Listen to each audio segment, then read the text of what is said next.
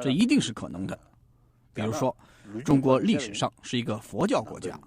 我1954年秋天去北京的时候，游览了周围很多地方，那时候可以看到很多佛寺。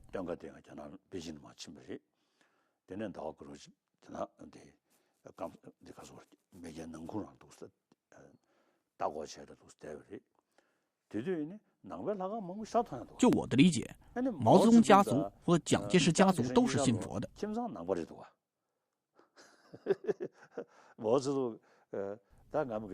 我1957年去北京的时候，和毛泽东见过多次面。有时候他赞扬佛教说，佛祖是个革命家，因为他与印度种姓制度中的底层站在一起，当时还反抗种姓制度。毛说，佛祖要改变印度种姓制度的努力，使他成为革命家。毛泽东说过这些话。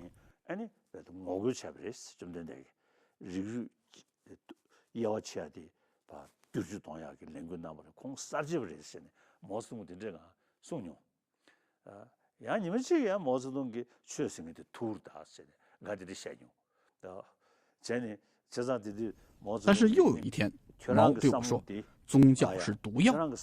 毛泽东说，你的思维很有科学性，你有科学家的头脑，然后就开始说宗教是毒药。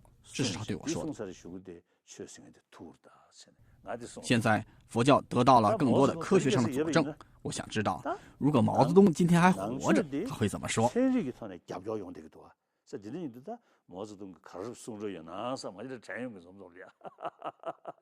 毛泽东是有头脑的，所以他能从事实中看出真相，之后意识到佛教并不是盲目迷信，而是需要严谨的探寻和考察的。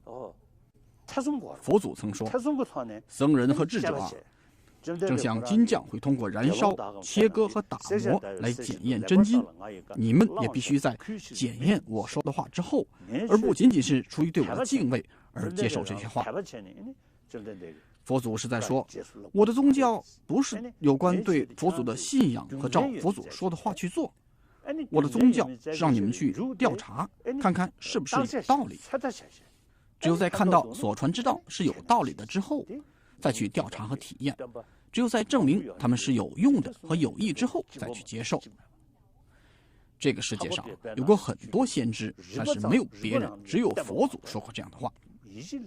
特别是佛教的那兰陀传承，完全依靠智慧的探索，而不是信念和信仰。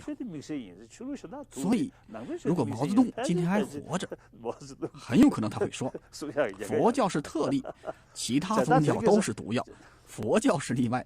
毛泽东最有可能说这番话。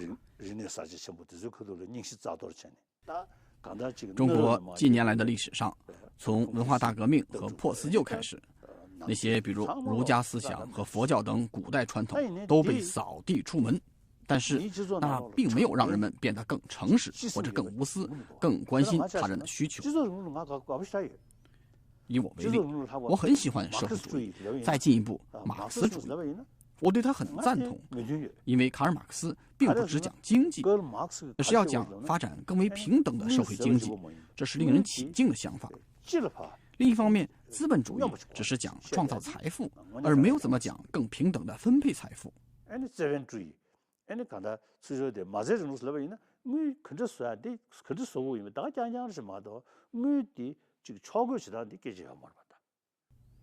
当然，很多资本主义国家是民主制度，享有法治、有新闻自由，这些都起到制衡作用，帮助维持一定程度的平等。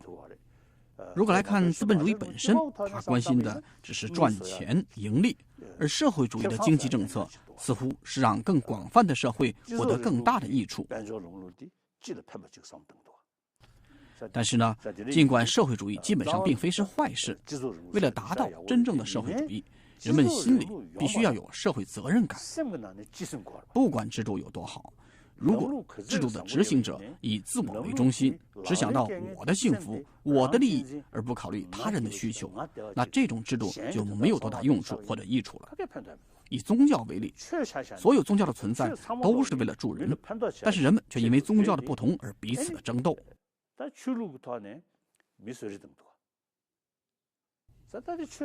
宗教中有关仁慈和关心他人的教诲被忽略了。与此同时呢，以自己的宗教意识变得越来越以自我为中心，这样结合起来就产生了沙文主义思想，把自己的宗教视为优越。正是这些心态带来了问题。如果这种心态不受约束，那么连宗教也会带来问题。所以，不管什么制度，如果那些执行者没有对道德和伦理的理念原则的坚贞信仰，那么不管什么制度也不可能成功。拿今天的中国为例，它本来应该是社会主义国家，但是事实上什么都不是。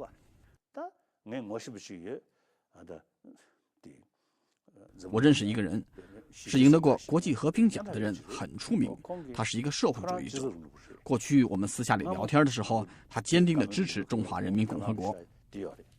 但是我几年前碰到他，问他今天的中国还是不是一个社会主义国家的时候，他说不是的，它是一个资本主义国家，还是一个独裁国家。然后他做出厌恶的表情。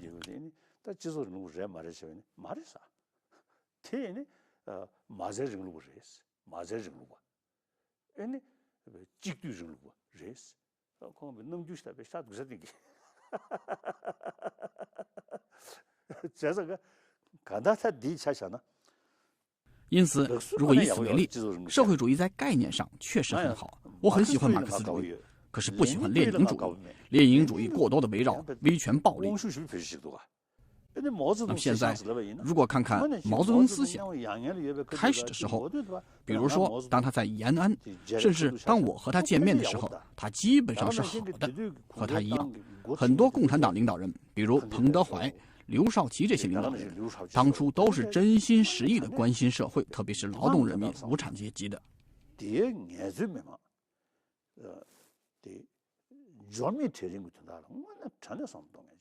那时候我在北京的时候，我说我要入党，他们的想法深深地感染了我。那时候刘格平对我说不要急于入党，他一定早就知道共产党将来一定会腐败。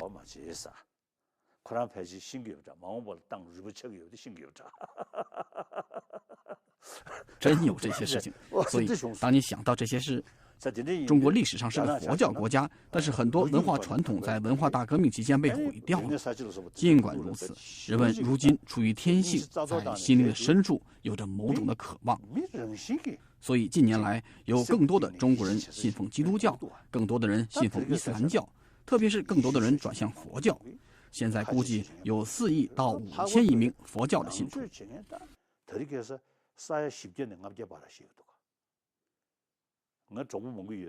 我有很多中国朋友，有些人说，很多党员只是这个层面表面上的党员，但是内心是信佛的。很多人这么说，甚至中国领导人中对佛教的兴趣也似乎一步步的越来越浓。有意思的是，习近平主席最近访问法国的时候说，佛教是中国文化中的一个重要组成部分，佛教徒有责任为丰富当今的中国文化发挥作用。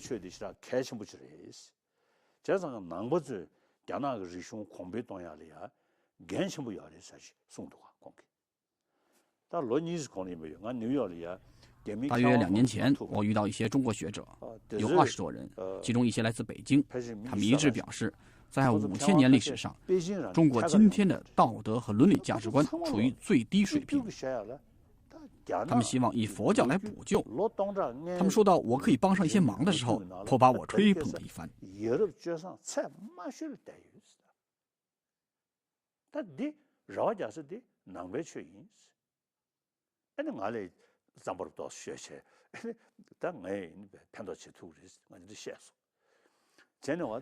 所以这就是真实现状。中国的经济在增长，但是腐败猖獗到无法估量。最近我遇到很多中国人，也包括一位农民，他的外观气色看起来很差。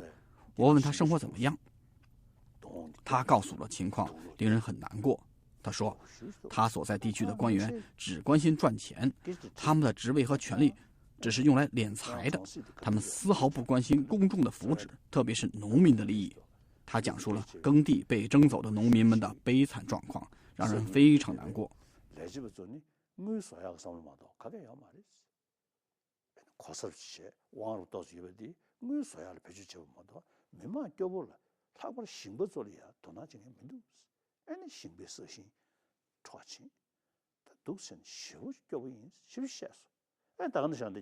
同样的，那位逃离中国来到美国的中国人，那位盲人，我跟他见过2次面，他也告诉我，穷苦的中国农民的困境。而且在大城市没有工作或者住房的人也越来越多，这现在是一个很严重的问题。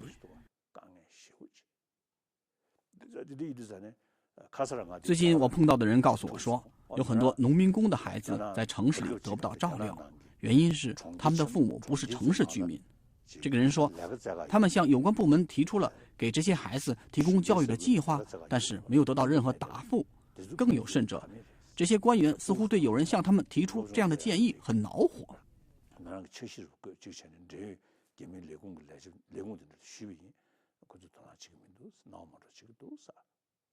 中国现在经济不断的发展，是一个强大的国家，也在国内安全方面倾注了巨资，这些可能都是真的。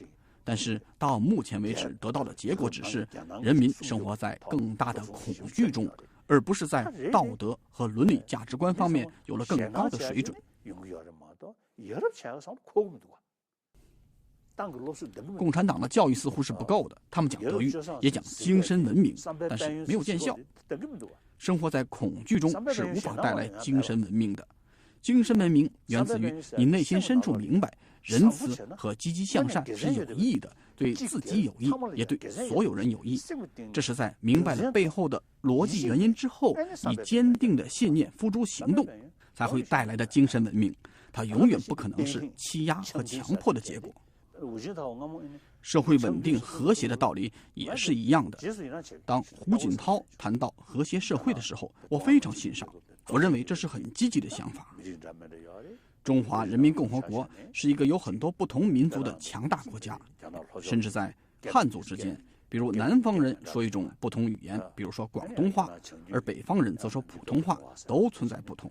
因此，和谐与友好共处是很重要的。特别是在社会贫富分化严重的情况下，一个和谐的社会更是至关重要。但是在胡锦涛执政的10年里，实现和谐社会的手段是使用强力。为了发展和平与和谐的关系，就需要建立心灵的互信，要成为朋友就需要信任，而信任和恐惧是没有办法并行的。这就是为什么越是对人们施加强力，人们的恐惧就越深。恐惧和信任没有办法并存。这就是为什么我跟一些人开玩笑说，中国领导人需要再学一点人类心理学。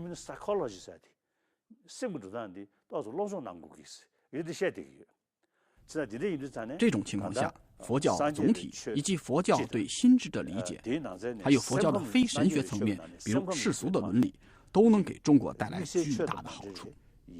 为了未来中华人民共和国的长治久安，为了让人民感觉满意，为了中国能在全球施展更大的影响力，慈悲、宽容以及更广阔的视角至关重要。不要受狭隘的不安全感的驱使。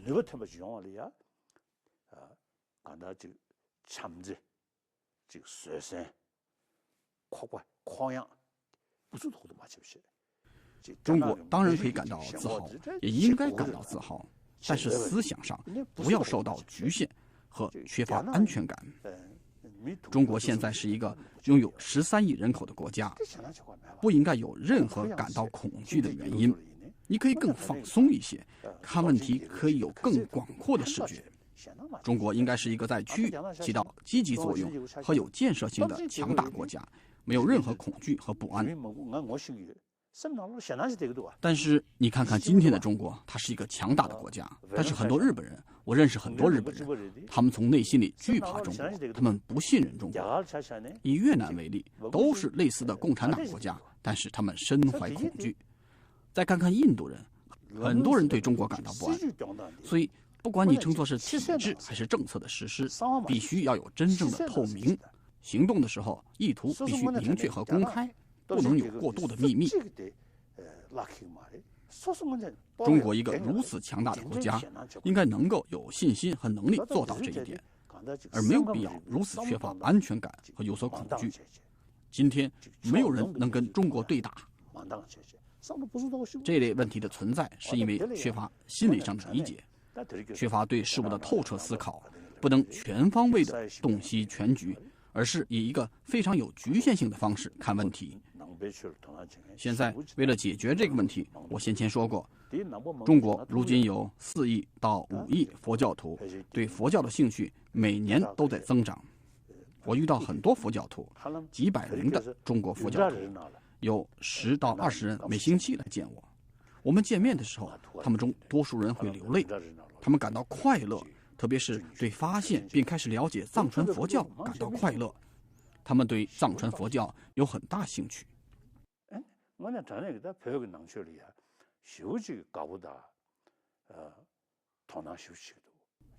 在这种情况下，我真心相信佛教可以给中国带来巨大的好处。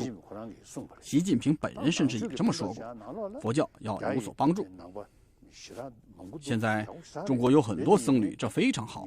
不过像类似的日本僧侣还有越南、韩国僧侣一样，他们大谈智慧和虚空，大声的诵经祈祷。但是如果有人要问佛教的缘起、道路和结果，或者佛教哲理，那么很可能他们就无话可说了。而这些是藏传佛教的法师和学者们可以回答的问题。这是为什么佛教将来肯定会为造福中华人民共和国起到一定作用。尤其特殊的是，包容了3乘教法，能够通过逻辑和辩论的力量得到印证的藏传佛教，一定会对中国有帮助。当今的中国文化发挥作用，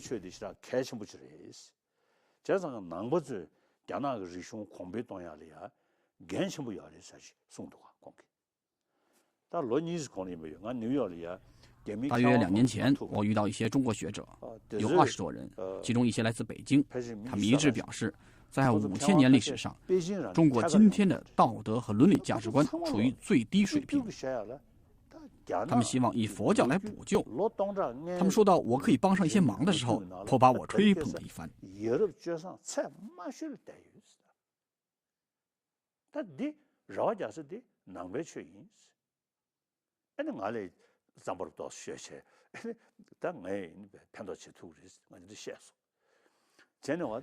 所以这就是真实现状。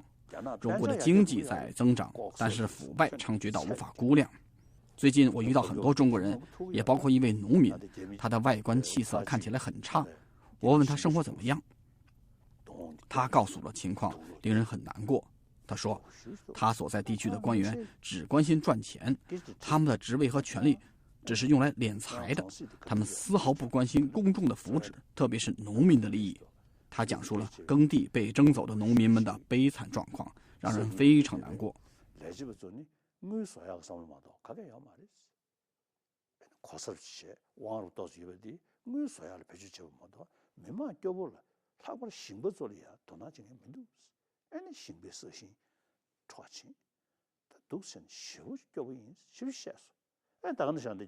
同样的，那位逃离中国来到美国的中国人，那位盲人，我跟他见过2次面，他也告诉我穷苦的中国农民的困境。而且在大城市没有工作或者住房的人也越来越多，这现在是一个很严重的问题。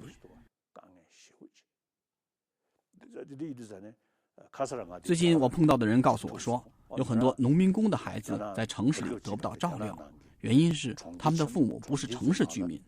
这个人说，他们向有关部门提出了给这些孩子提供教育的计划，但是没有得到任何答复。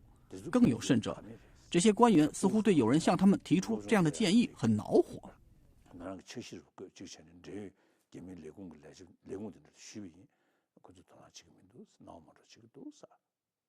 中国现在经济不断的发展，是一个强大的国家，也在国内安全方面倾注了巨资，这些可能都是真的。但是到目前为止得到的结果只是人民生活不是信念和信仰。所以如果毛泽东今天还活着，很有可能他会说，佛教是特例，其他宗教都是毒药，佛教是例外。毛泽东最有可能说这番话。中国近年来的历史上，从文化大革命和破四旧开始，那些比如儒家思想和佛教等古代传统都被扫地出门。但是，那并没有让人们变得更诚实或者更无私、更关心他人的需求。以我为例，我很喜欢社会主义，再进一步，马克思主义，我对他很赞同，因为卡尔马克思并不只讲经济，而是要讲发展更为平等的社会经济，这是令人起敬的想法。另一方面，资本主义只是讲创造财富，而没有怎么讲更平等的分配财富。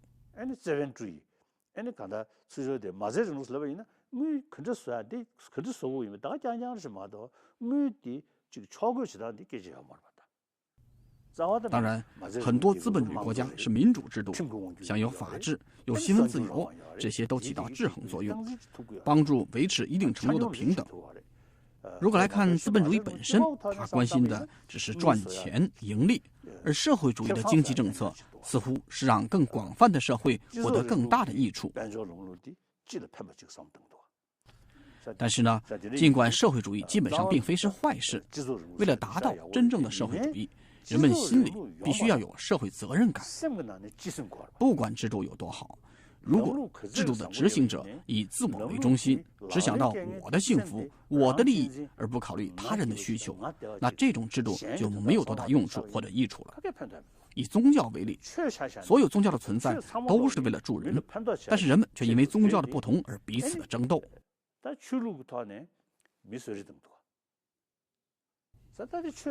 宗教中有关仁慈和关心他人的教诲被忽略了。与此同时呢，你自己的宗教意识变得越来越以自我为中心，这样结合起来就产生了沙文主义思想，把自己的宗教视为优越。正是这些心态带来了问题。如果这种心态不受约束，那么连宗教也会带来问题。所以，不管什么制度，如果那些执行者没有对道德和伦理的理念原则的坚贞信仰，那么不管什么制度也不可能成功。拿今天的中国为例，它本来应该是社会主义国家，但是事实上什么都不是。这一定是可能的。比如说，中国历史上是一个佛教国家。我1954年秋天去北京的时候，游览了周围很多地方，那时候可以看到很多佛寺。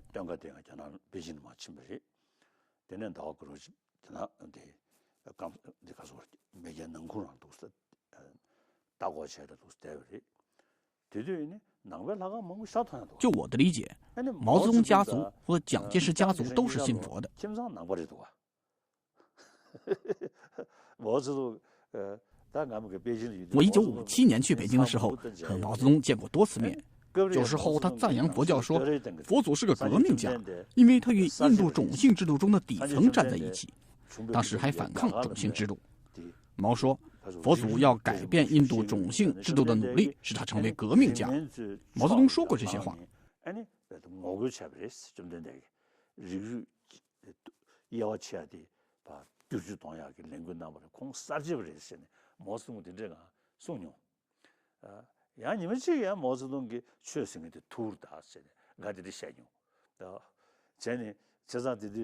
但是又有一天，毛对我说，宗教是毒药。毛泽东说，你的思维很有科学性，你有科学家的头脑，然后就开始说宗教是毒药。这是他对我说的。现在佛教得到了更多的科学上的佐证，我想知道，如果毛泽东今天还活着，他会怎么说？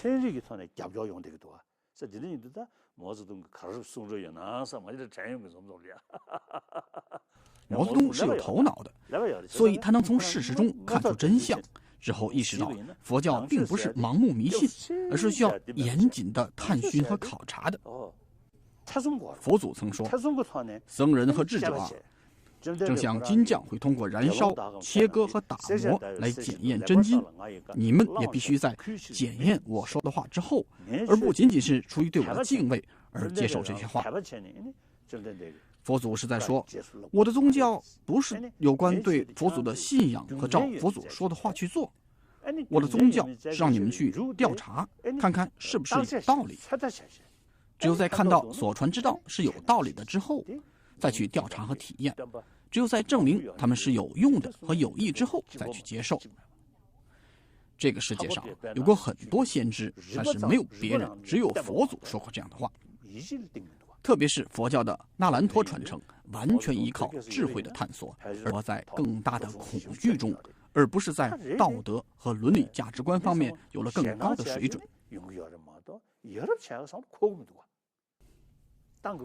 共产党的教育似乎是不够的，他们讲德育，也讲精神文明，但是没有见效。生活在恐惧中是无法带来精神文明的。精神文明源自于你内心深处明白，仁慈和积极向善是有益的，对自己有益，也对所有人有益。这是在明白了背后的逻辑原因之后，以坚定的信念付诸行动，才会带来的精神文明。它永远不可能是欺压和强迫的结果。社会稳定和谐的道理也是一样的。当胡锦涛谈到和谐社会的时候，我非常欣赏，我认为这是很积极的想法。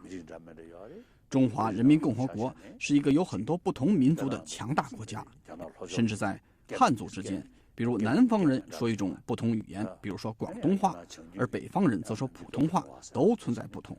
因此，和谐与友好共处是很重要的。特别是在社会贫富分化严重的情况下，一个和谐的社会更是至关重要。但是在胡锦涛执政的10年里，实现和谐社会的手段是使用强力。为了发展和平与和谐的关系，就需要建立心灵的互信。要成为朋友，就需要信任，而信任和恐惧是没有办法并行的。这就是为什么越是对人们施加强力，人们的恐惧就越深。恐惧和信任没有办法并存。这就是为什么我跟一些人开玩笑说，中国领导人需要再学一点人类心理学。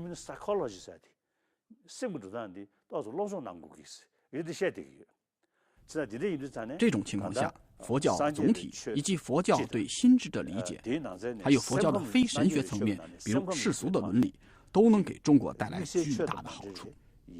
为了未来中华人民共和国的长治久安，为了让人民感觉满意，为了中国能在全球施展更大的影响力，慈悲、宽容以及更广阔的视角至关重要。不要受狭隘的不安全感的驱使。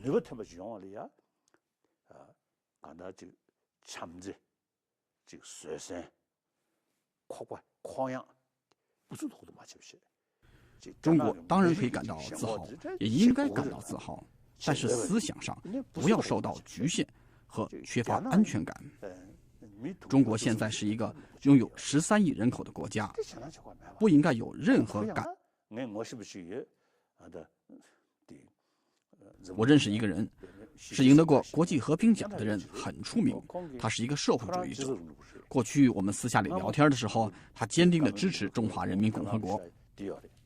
但是我几年前碰到他，问他今天的中国还是不是一个社会主义国家的时候，他说不是的，它是一个资本主义国家，还是一个独裁国家。然后他做出厌恶的表情。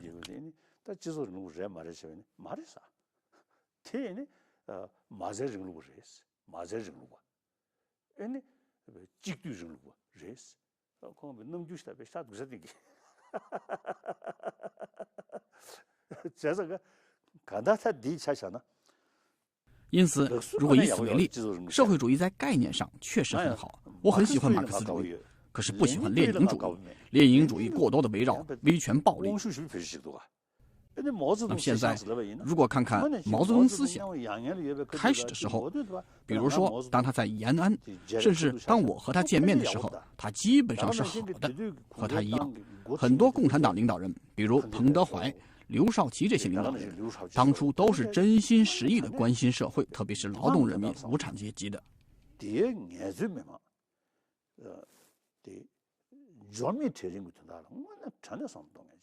那时候我在北京的时候，我说我要入党，他们的想法深深地感染了我。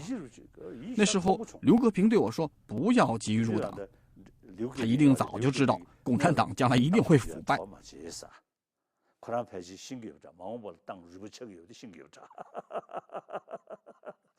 真有这些事情。所以，当你想到这些事，中国历史上是个佛教国家，但是很多文化传统在文化大革命期间被毁掉了。尽管如此，人们如今出于天性，在心灵的深处有着某种的渴望。所以近年来，有更多的中国人信奉基督教，更多的人信奉伊斯兰教，特别是更多的人转向佛教。现在估计有4亿到5千亿名佛教的信徒。